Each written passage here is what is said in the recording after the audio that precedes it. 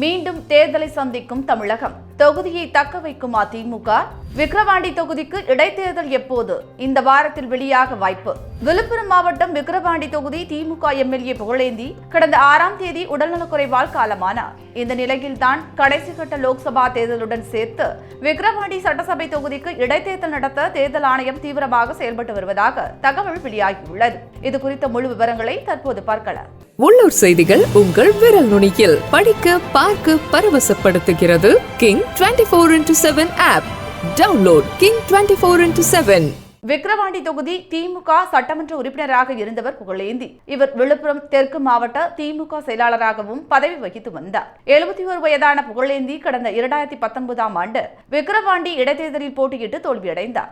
அதன் பின் கடந்த 2021இல் நடைபெற்ற தேர்தலில் அதே தொகுதியில் போட்டியிட்டு சட்டமன்ற உறுப்பினரானார். கடந்த சில நாட்களுக்கு முன்பு உடல்நலக் குறைவால் பாதிக்கப்பட்ட அவர் சென்னையில் உள்ள தனியார் மருத்துவமனையில் சிகிச்சை பெற்றார். பின்னர் வீடு திரும்பிய அவர் மக்களவைத் தேர்தலை முன்னிட்டு பிரச்சார பணிகளில் ஈடுபட்டு வந்தார். இந்த நிலையில் கடந்த 5ஆம் தேதி விழுப்புரத்தில் நடைபெற்ற ஸ்டாலினின் பிரச்சார கூட்டத்தில் பங்கேற்ற புகழேந்தி திடீரென மயங்கி விழுந்தார். இதனையடுத்து மருத்துவமனையில் அனுமதிக்கப்பட்ட அவர் அடுத்த நாள், அதாவது ஏப்ரல் 6ஆம் தேதி காலை சிகிச்சை பலனின்றி உயிரிழந்தார். அவரது திடீர் மரணம் பெரும் அதிர்ச்சியை ஏற்படுத்தியது. அவரது மறைவை தொடர்ந்து கடந்த 8ஆம் தேதி விக்கிரவாண்டி தொகுதி காலியானதாக அறிவிக்கப்பட்டது. பொதுவாக ஒரு சட்டமன்ற தொகுதி எம்எல்ஏ உயிரிழந்தாலோ அல்லது ராஜினாமா செய்தாலோ 6 மாதத்திற்குள் இடைத்தேர்தல் நடத்தப்படும். தற்போது நாடாளுமன்ற தேர்தல் நடைபெற்று வருவதால் விக்கிரவாண்டி தொகுதிக்கும் இடைத்தேர்தல் நடத்தப்படும் என எதிர்பார்க்கப்படுகிறது. தற்போது இந்தியா முழுவதும் நடத்தப்பட்டு வரும் நாடாளுமன்ற தேர்தல் 7 கட்டங்களாக நடைபெற்று வருகிறது. இதில் கடந்த 19ஆம் தேதி நடைபெற்ற முதல் கட்டத்திலேயே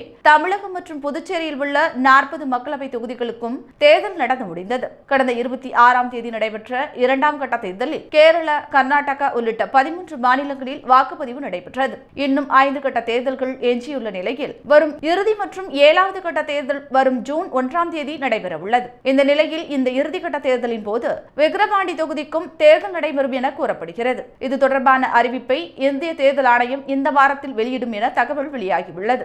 மக்களவை தேர்தலுடன் சேர்த்து விக்கிரவாண்டி இடைத்தேர்தல் நடத்தப்படும் என்று எதிர்பார்க்கப்பட்ட நிலையில் விக்கிரவாண்டி சட்டப்பேரவை தொகுதி நடத்த போதிய கால அவகாசம் தேவை என்று தெரிவிக்கப்பட்டது. இந்த நிலையில் விக்கிரவாண்டி தொகுதி இடைத்தேர்தல் ஜூன் 1ஆம் தேதி நடைபெற வாய்ப்புள்ளதாக தகவல்கள் தெரிவிக்கின்றன. மேலும் இந்த தேர்தலுக்கான அறிவிப்பு மே 7ஆம் தேதி வெளியாகும் என்று எதிர்பார்க்கப்படுகிறது.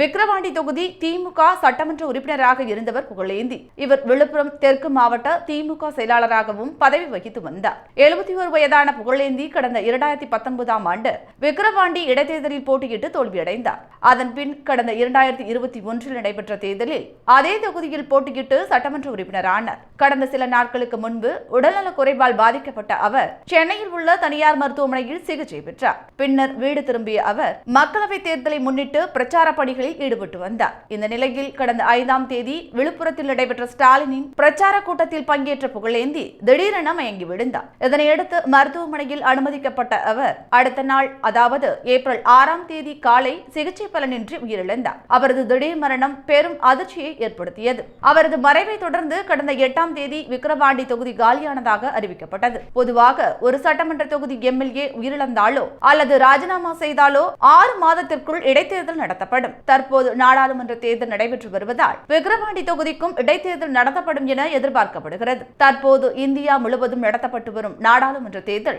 7 கட்டங்களாக நடைபெற்று வருகிறது.